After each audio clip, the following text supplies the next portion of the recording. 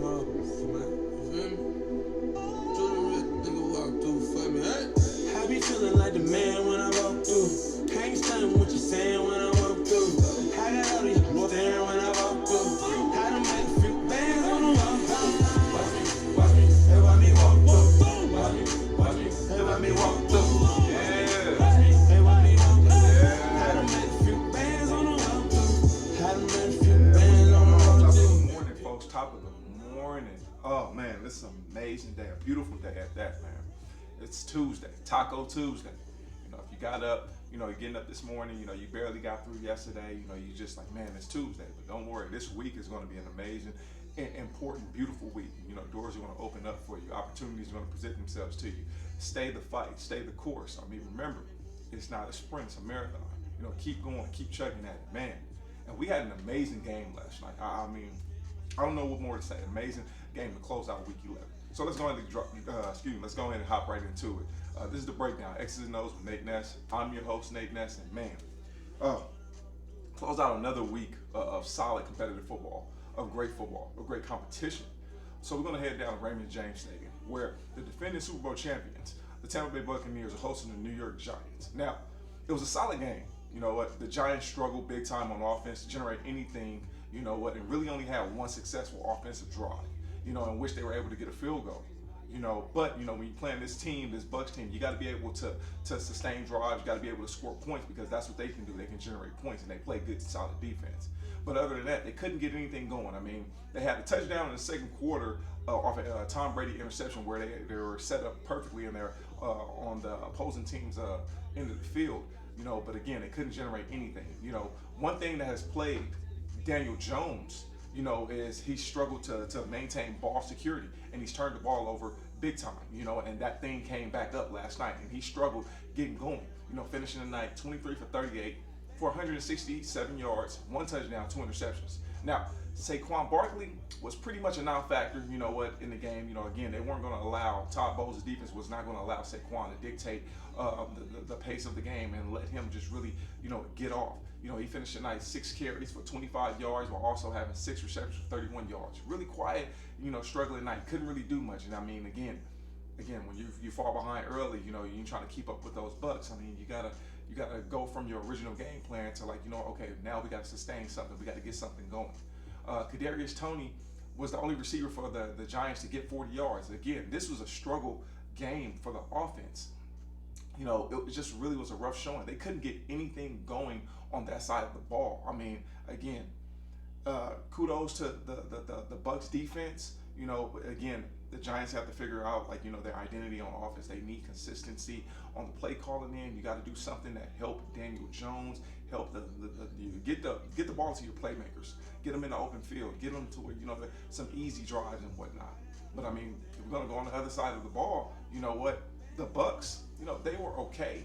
I mean, you know, they're trying to get back on track because they dropped the last 2 games. You know, Tom Brady and the offense, they were decent.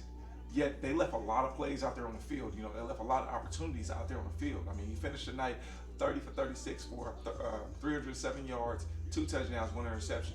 And the Bucs, you know, they didn't really have huge numbers rushing the ball, but I give Ronald Jones, you know, he did have a rushing touchdown. And, you know, the Bucs, again, this is a team that, you know what, a proven team, a team that has won a championship, that knows that they need to compete and they need to play and flip that switch. The receivers, you know, the Bucs did have this. They had 3 receivers that recorded over 60 yards on the night.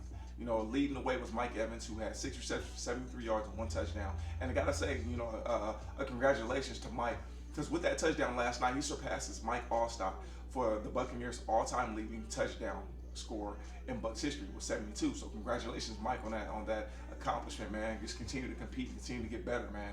Rob Gronkowski had 6 receptions for 71 yards in his first game back from injury. And Chris Godwin, 6 receptions for 65 yards and 1 touchdown. It's just solid production. You know, everybody chipped in on that Bucs offense. You know, it's easy for Brady and this offense because, number one, they have chemistry. They played together. You know, you're returning everybody from the team. So there's a relationship there.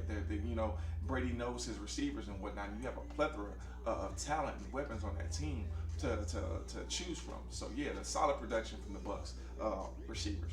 and their defense played pretty well, not giving up anything, after the Giants touchdown, in which the Giants got the ball on the 5-yard line after a Brady interception. But after that, they stoned them. They couldn't get anything. They couldn't sustain any drive. So the Bucs defense played pretty well. I mean, don't get me wrong. I know it's the Giants, but still, you have to go out there and execute and compete. And you know what? The Bucs did just that, ending the 2-game slip that they had and win a big Monday Night Football match, 30-10. All right, my final thoughts. Oh man, another solid week of football, another great week of football, competitive week of football. You just got to appreciate the time that these men put into it, and just again, just competing solidly. Guys got to get better. Now you're getting to starting to see this playoff race, this playoff positioning is starting to heat up. Each game is important. Everybody wants to, it's only one one bye, and that's the #1 overall seed. So guys are trying to really position themselves to be successful in this playoffs, and again, not looking past any opponent. Every game, every snap, is important. Every play, every quarter, everything is important. It's magnifying even more because now we're heading to the month. We're in the end of the month of November. We got to head into December. You want to be playing your best ball at this time. So again, guys got to continue to get better, continue to compete, continue to do the necessary things and nuances that are going to help you be at your best come Sunday, come Thursday, come Monday. So again, thank you guys for hanging out with me this morning. It's going to be a beautiful and great week, man. Just continue to fight, continue to go after your dreams and your goals. Don't be middle of the pack. Be different. Separate yourself.